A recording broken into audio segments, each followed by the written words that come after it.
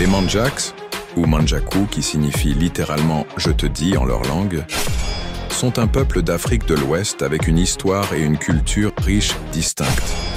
Ils sont principalement originaires de la région de Kacheu en Guinée-Bissau, mais on les retrouve également en grand nombre en Casamance, Sénégal et en Gambie.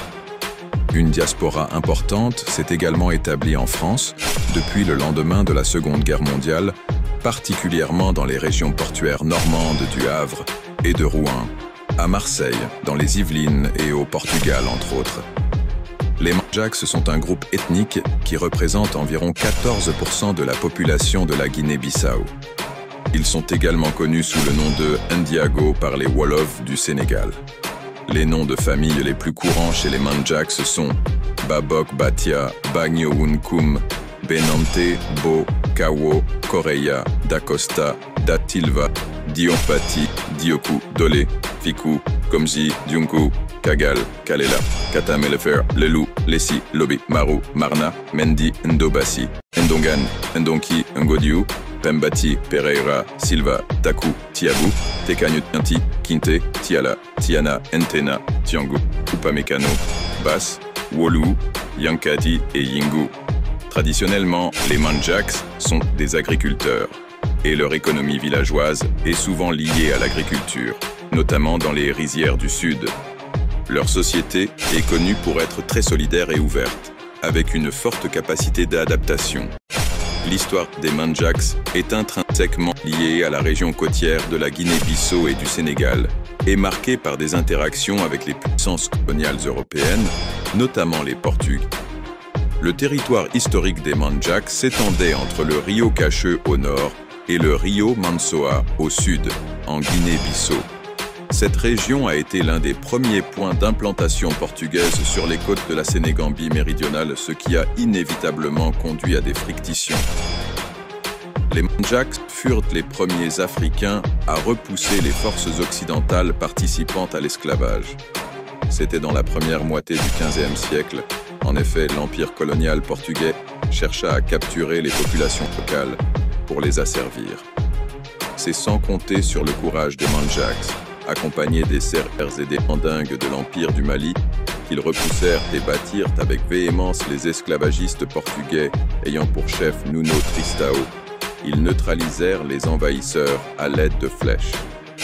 De 1856 à 1908, l'autorité coloniale portugaise a eu du mal à établir sa domination sur les populations Mandjaks. Ces derniers ont souvent tenté de repousser les Portugais dès leur arrivée à l'embouchure du Kacheu. Les campagnes de pacification portugaises se sont poursuivies jusqu'en 1936. Des batailles significatives ont eu lieu où les Portugais ont essuyé des défaites, notamment contre les Bakures et les Baoula. Il est important de noter que, jusqu'au XVIe siècle, avant le périple dans le Fouta Djallon, les Mancagne, Mandjaks et Pepels constituaient un seul et même groupe ethnique, parfois désigné sous le nom de Bram. Ce fait historique est aujourd'hui de plus en plus démontré, soulignant des origines communes et des séparations ultérieures. La culture mandjak est très riche, ancrée dans des systèmes souvent matrilinéaires, bien que des études plus récentes montrent aussi l'importance des lignages paternels. Elle se manifeste à travers la musique, la danse et un artisanat raffiné, en particulier le tissage du pagne traditionnel. Le pagne tissé mandjak est un art d'exception, réalisé à partir de fibres végétales, coton, soie sauvage, tissés à la main sur des métiers traditionnels. Chaque motif a une signification et raconte une histoire, reflétant le statut social, l'appartenance communautaire et l'héritage ancestral. Les Mandjaks ont une longue histoire de migration. Beaucoup quittent leur terre d'origine pour fuir la pauvreté et chercher du travail, s'établissant en ville en Afrique ou en Europe, notamment en France et au Portugal. Les Mandjaks font partie des premiers Noirs à émigrer vers l'Europe avec les Soninké au lendemain de la Seconde Guerre mondiale.